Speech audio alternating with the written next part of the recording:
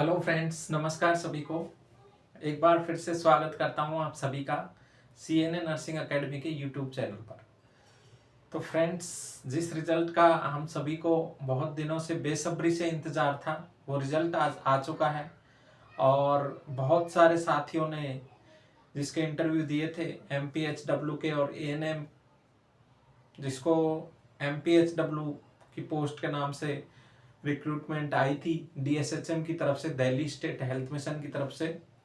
हालांकि ये रिजल्ट पहले ही आ जाना चाहिए था, लेकिन जो पोस्टें हैं वो जस्ट डबल हो चुकी हैं। जो 200 पोस्ट के लिए वैकेंसी निकली है, उनको सीधा 400 पोस्ट कर दिया है और 400 पोस्ट के अकॉर्डिंग रिजल्ट निकाला है। तो जो साथी किनारे पे थे, जिनको सिलेक्शन की उम्मीद नहीं थी, मैं समझता हूँ कि उनका भी सिलेक्शन इसमें हो गया होगा।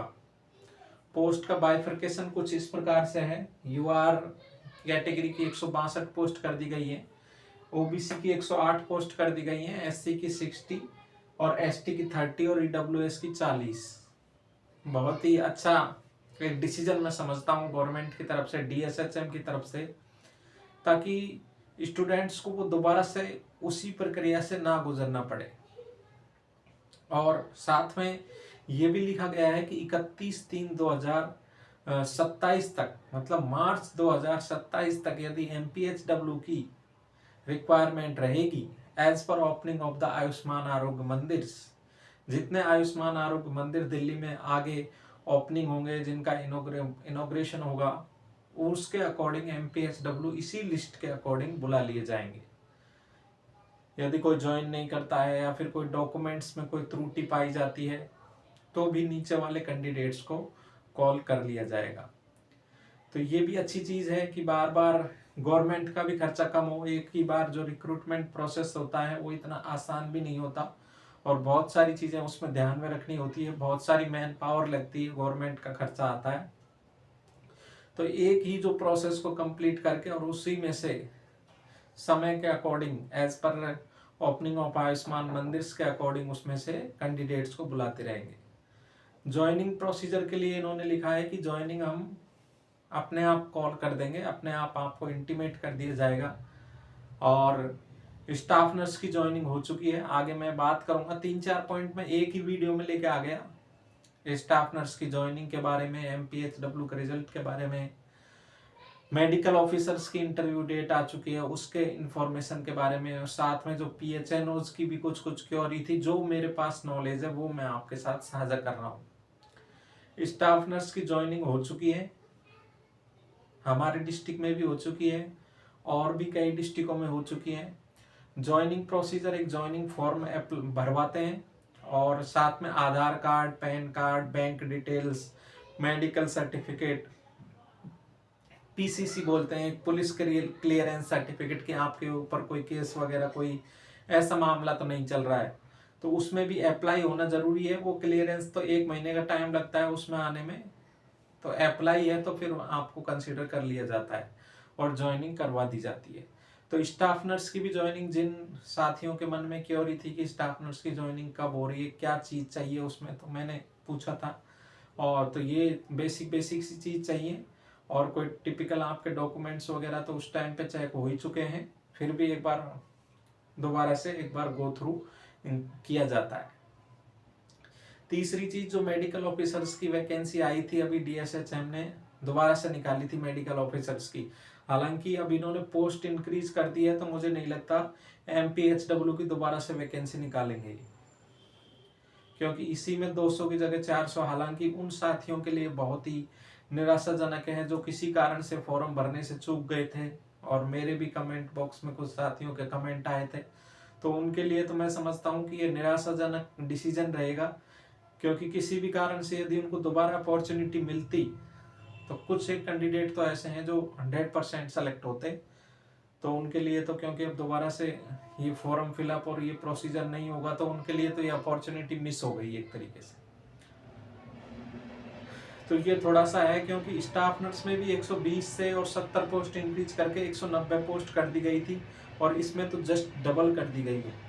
तो मुझे लगता है गवर्नमेंट एक अनुमान लेके चल रही है कि हम नेक्स्ट 2027 तक हमें इतने आयुष्मान आरोग्य मंदिर को ओपनिंग कर देंगे और उसमें हमें इतना स्टाफ चाहिए होगा, तो उस हिसाब से इन्होंने भर्ती कर ली है। आगे कोई बहुत ही ज़्यादा आयुष्मान आरोग्य मंदिर बन गए आगे फ्यूचर में, तो ये दोबारा वैकेंसी देखने को मिल सकती है, लेकिन नियर फ्यूचर में मुझे इसकी संभावनाएं कम लग रही है। जो मेडिकल ऑफिसर्स की वैकेंसी आई थी उसकी इंटरव्यू डेट आ गई है 9, 10, 11 फरवरी को, और प्रॉपर उसका शेड्यूल डाल दिया गया है DSHM की वेबसाइट पर। जिन साथियों ने मेडिकल ऑफिसर का फॉर्म में अप्लाई किया है वो ज़रूर अपने रजिस्ट्रेशन नंबर के अपने उसके अकॉर्डिंग, सीरियल नंबर के अकॉर्डिंग इंटरव्यू देने जाएं, क्योंकि किसी भी प्रकार की कोई ऊंच नीच होती है, या जैसे किसी का 9 को इंटरव्यू है वो 10 को पहुंच रहा है, तो उसको इंटरव्यू के लिए एलिजिबल नहीं माना जाएगा। जिस टाइम पे आपका टर्न है, जिस शिफ्ट में आपका टर्न है, उसी टाइम पे आपका इंटरव्यू लिया जाएगा। लास्ट बात कर लेते हैं MCD PHNO की। PHNO में बहुत सारे साथियों का क्योरी आ रही है कि सर MSCP का क्या है चक्कर है, MSCP कैसे लगता है, और हमारी सर्विस काउंट होगी या नहीं होगी। कोई नर्सिंग ऑफिसर के पद पर पोस्टेड है तो वो पूछ रहे हैं कि हमारी सर्विस काउंट होगी या नहीं होगी। तो देखो साथियों, मैं दिल्ली गवर्नमेंट में PHNO के पद पर कार्यरत हूँ और उसी के बारे में मुझे ज़्यादा जानकारी है। जो MCD PHNO में जो साथी हैं और मेरे कांटेक्ट में हैं, गलती मेरे से ही हुई थी, मैंने 1-2 स्टूडेंटों को डायरेक्ट 2-4 स्टूडेंटों को नंबर शेयर कर दिए थे और उन्होंने फ़ोन किए तो वो इरिटेट हो गए। थोड़ा सा स्वाभाविक भी है, क्योंकि यदि मेरे पास भी इस तरह से रेगुलर कॉल आएंगे और मेरा नाम ऊपर तक जाएगा तो उससे थोड़ा सा रहता है। मैं समझ सकता हूँ इस चीज़ को, तो इस वजह से खुद भी मैं अब उनको डिस्टर्ब नहीं करता। जो MCD में PHNO जो मेरे जानकार हैं एक तरीके से, तो मैं भी उनको बहुत ही कम कॉल करने की कोशिश करता हूँ कि नहीं किसी को क्यों डिस्टर्ब किया जाए। फिर भी जो मेरे पास जानकारी है, MSCP जो लगती है, पहले था कि 5400, 6600 और 7600 तक भी कुछ गए हैं।